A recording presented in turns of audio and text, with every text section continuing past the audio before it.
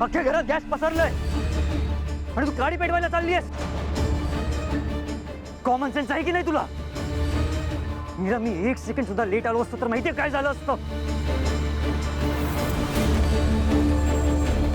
वेदाचे बाबा, अहो काय एक्सप्लेनेशन देणार आहेस तुम्हाला? तुझं लक्ष नव्हतं, ती चूक झाली. तुला सिरियसनेस कळतोय का? मीरा, तुला काही झालं असतं तर तिकडे वेद असती तर नको तेव्हा नको त्या गोष्टींबद्दल सगळं माहित असतं तुला, पण बेसिक सेफ्टी कळत नाही. स्वतःची सेफ्टी, घराची सेफ्टी, घरातल्या माणसांची सेफ्टी. मीरा, अशा वेळेस ना किचन मधून बाहेर पडायचं असतं, खिडक्या उघडायच्या असतात, पण नाही. तू काय करत होतीस तर गाडी पेटवत होतीस. डोकं घाण ठेवून आली आहेस का? वेदाचे बाबा, माझं खरंच चुकलं, पण मला कळलंच नाही. हे उत्तर आहे तुझं? तुला कळलं नाही की तुझं लक्ष नव्हतं? मीरा, गॅस लीक झालाय, अख्ख्या घरात गॅस पसरलाय, तुला चेष्टा वाटतेय का? या अथर्वमुळे सगळा डाव फसला. नाहीतर आज ही मीरा नावाची व्याध कायमची संपली असती. स्वतःच्या जीवाची काळजी नाहीये, पण निदान इतरांचा तरी विचार करायचाच. अथर्व, हे काय झालंय? का ओरडतेस तिच्यावर? आई, विचार तुझ्या या समजूतदार सुनेला. म्हणजे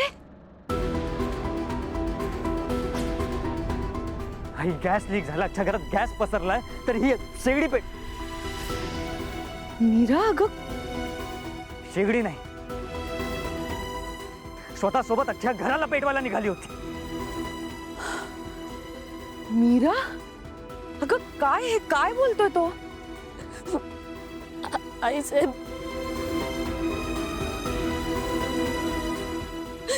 घरात गॅस लीक झालाय. मला खरंच नाही कळलं, मला वासच नाही आला. कसं कळेल तुला? कसं कळेल? लहान मुलगी आहेस ना तू, लक्ष नव्हतं तुझं. इडियट. अथर्व, अरे शांत हो. ती म्हणते तसं खरंच तिच्या लक्षात आलं नसेल, हो ना? आई, मी आलो म्हणून थोडक्यात वाचलंय, नाहीतर अनर्थ झाला असता.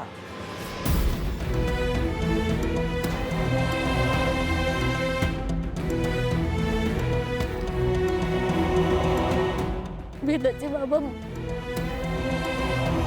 माझं चुकलं, मला माफ कर. मीरा, रडू नकोस आणि गप्प बस.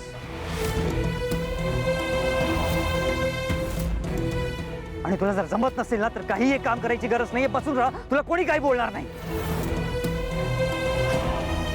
पण अशी कामं करायची गरज नाही.